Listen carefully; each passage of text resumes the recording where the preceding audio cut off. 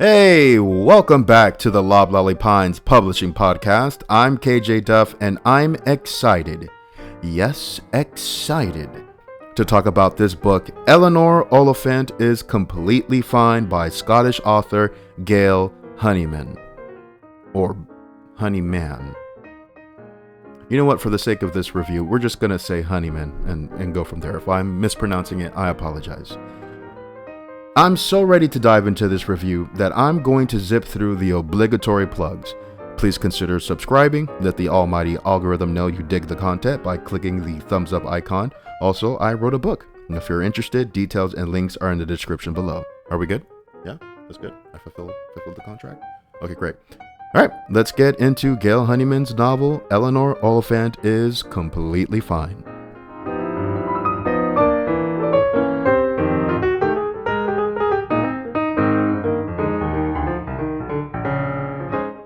If you asked her, Eleanor Oliphant would tell you she is completely fine. She has a job in a graphics design company. Granted, it is in the accounting department, but still, she, by her own account, is pretty damn good at her job. She lives alone, but she isn't particularly lonely. She finds comfort in her strict routine. Work all week, Friday have pizza and vodka, and sleep through the weekend, save for the trips to her local Tesco to replenish said vodka. Monday morning, she's right back to work, resetting the entire routine. Eleanor is blunt, highly intelligent to the point that she often finds her workmates dull and insufferably dense, mostly because being socially awkward, she has a hard time understanding their odd customs. The only aspect of her life she finds difficult are Wednesday calls with her judgmental, verbally abusive mother. But she grits her teeth through it. When it's over, she slips right back into her routine. On an outing with a coworker, Eleanor becomes infatuated with the singer of a band, Johnny Lummond, who she believes to be the love of her life. She begins to plan and prepare a perfect scenario in which they meet and instantly fall in love. But it is her chance meeting with the IT guy of her company, Raymond Gibbons, a kind, albeit slovenly smoker / gamer / all-around good easygoing guy, that sets off the chain of events that helps lead Eleanor through the darkness of her solitary life and brings her face to face with the past she had ran and hidden from all of her life, giving her the opportunity to heal her deep-seated scars, both physical and mental.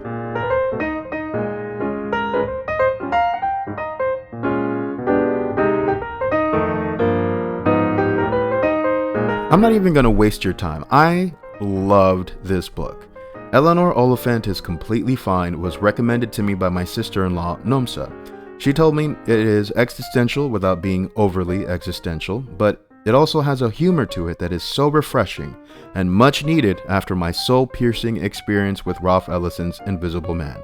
I swear I still have not recovered from that book. It haunts me.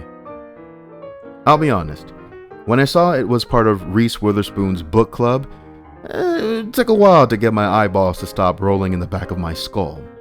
But I can admit when I'm wrong. I don't know what other books she has on her list, but I won't roll my eyes on the next one. That is a promise, Miss Witherspoon. All praise to GAIL Honeyman. She has written a nearly flawless story. I say nearly flawless because there is one choice she made at the end of the book that somewhat undercuts Eleanor's growth, in my opinion. But I'll get into that later in the LOBLOLLY Pines' first ever spoiler zone. Oh, there was supposed to be bombast. You know what? Never mind. The story is not even. Oh, okay. All right, that's what we're doing now. We're recycling bits. Anyway, the story is not even complicated. To be honest, as a reader, you kind of know what to expect as the story unfolds. But that isn't the point. The point is that Eleanor herself doesn't see it. So we, as the reader, are waiting for her to finally understand. While we wait for the shoe to drop, GAIL Honeyman does a superb job setting up the mystery of Eleanor's past trauma. The thing that she does well that other writers often fall short in is that when you build a story around a singular mystery, you as the reader tend to spend the entire time waiting to get to that mystery. You rush through the story because everything is supposed to be building to it. But by the time you get there, it's either not what you expected or it just isn't all that exciting. That is not the case with this book. Yes, the mystery eventually gets uncovered and it's as traumatic as one would expect.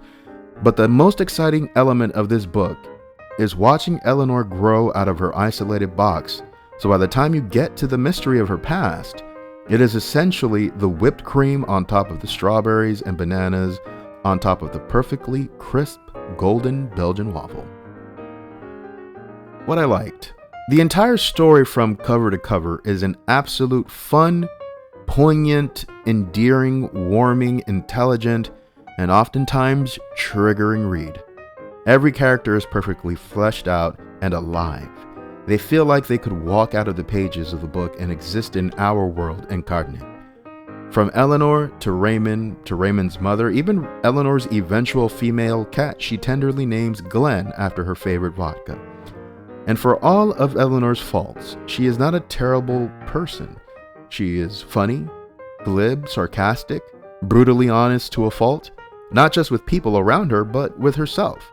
Although her truths border in the abusive. But we as readers can relate because we've been in that headspace where we are our harshest critics. I could not help but root for Eleanor, and Nomsa was absolutely right. The humor reinvigorated my soul. It wasn't forced, it was human, which perfectly encapsulates this book. It is an authentic illumination of the modern human experience.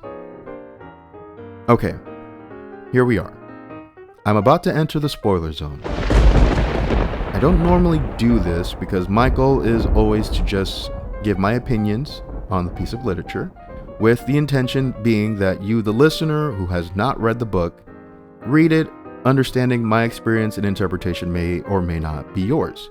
Okay, you get it. No more preamble. If you don't want me to spoil this for you, you can skip to the... No, you know what? No. The review ends here for you. Like, subscribe, comment if you want, buy my book if you want. You've been listening to the LOBLOLLY Pines Publishing Podcast. I've been KJ Duff. Talk to you next time. Adios. Cue outro music. Okay, spoiler zone music.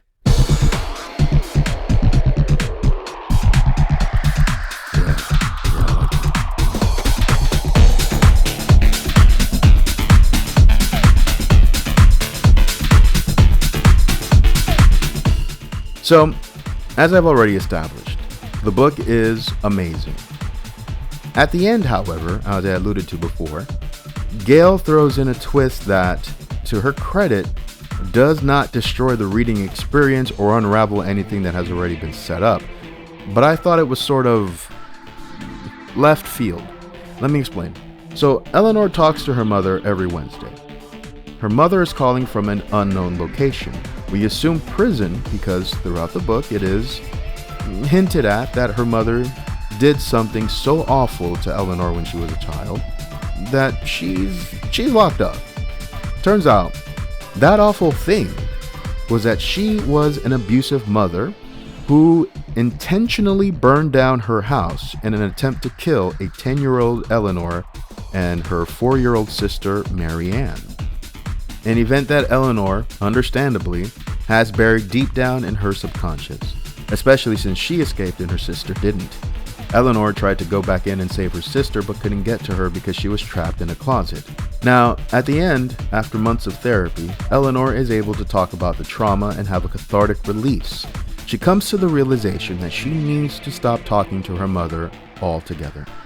It's the only way she will heal fully and finally grow and enjoy life and all of its splendor. Well, when she finally looks up the details of what happened to her as a child, with Raymond's help and support, it turns out that the mother also died in the fire. So essentially, we learn that Eleanor was not talking to her mother, but basically talking to herself as a form of dealing with the grief of being the one to survive while Marianne died. Survivor's guilt or remorse. When I got to this part, my very real, visceral reaction was yelling, "No, why?" You have to understand, the reveal happens very quickly. The ending is coming fast, and the reveal is like in the last, I want to say 2 or 3 pages. I came to the conclusion that I felt like Eleanor would be stronger for finally cutting her mother out of her life if the mother was still alive. Also, now that I think about it, the book never alluded to any type of psychosis or schizophrenia, hallucinations, or harmful delusions, save for the occasional daydream about being with Johnny Lawman, but they were schoolgirl fantasy type of delusions. So when it got to that part, it just felt out of place. I'll equate it to this, and for anybody out there who's triggered by Star Wars talk, I apologize in advance. Star Wars, the Disney trilogy, the shitty ones. When I saw The Force Awakens, and I saw that Kylo Ren, aka Ben Solo, kills Han Solo by committing basically patricide, I said, oh, okay, well, he's gonna die, right? Because to redeem yourself, if they're gonna go that character arc, to redeem yourself, you basically, in cinema, normally what they do is a person dies committing an act of good. And when you kill someone like Han Solo, who's a beloved legacy character, there's not much you can apologize for. There's no forgiveness for you. A better ending would have been Ben Solo, yes, turning good again, kind of making his own path, right? Choosing not to be a Jedi or not to be a Skywalker or whatever, but just kind of going his own path like his father would have wanted. And that meant just going out into the world and, righting his wrongs. Perhaps it's the Catholic upbringing in me, but I've always thought that having to truly atone for the evil you've done in the world meant going out into it and actually facing not only the people you've wronged, but those worlds you've destroyed. True atonement is much harder and much more redeeming than dying doing one good act, in my opinion. So to that effect, I feel that Eleanor's mother, still alive out there in the world, now truly alone because she no longer has a tether she can pull in her daughter Eleanor, while also being a tangible, constant physical threat to Eleanor, would only make her act of cutting her out that much more valiant. Does that make sense? The tangible threat feels much more dangerous to me than the mental one. Not in all cases, but in Eleanor's case, most certainly yes. Of course, again, that is my opinion. Like I said, the choice doesn't ruin the book in the slightest. It just stops it from being a flawless piece of literature. Again, in my opinion. That's all I've got. Overall, I really enjoyed this book. I loved this book. I don't normally do this, but I highly recommend this book to anyone listening. It isn't a very long read. It's about 352 pages, depending on which version you buy, but it flies by. It is, by definition, a page turner. I found myself invested in wanting to know what happens to these characters, and I kept coming back to the book every time I put it down. And that does it. Thank you so much for listening. If you're new to the channel, I have other episodes loaded up. Please go back and give them a listen, like, comment, and consider subscribing. My next episode is going to be on Mary Shelley's Frankenstein. I saw the Netflix movie directed by Guillermo del Toro, and it was a fine watch, but there were a few choices there in the story that seemed odd to me. And without knowing the source material, I couldn't let it go. So I decided to read the book, and boy, so far the movie deviates from the book right from the jump. So I'm looking forward to reviewing it, as you should look forward to hearing it. Anyway, you've been listening to the LOBLOLLY Pines Publishing Podcast. I've been KJ Duff. Talk to you soon.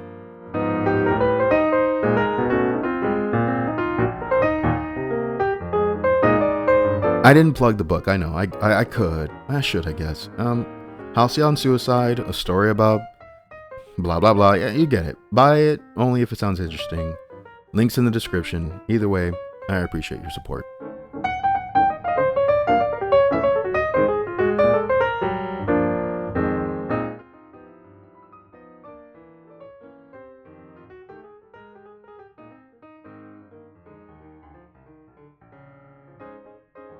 Especially since she escaped and her sister didn't. Eleanor tried to go back and Eleanor tried to go back in and save her sister, but couldn't get to her because she was trapped in a closet. Now, at the end, oh my God, I was gonna say no R. Kelly. Because I was trapped in a closet. Okay, anyway.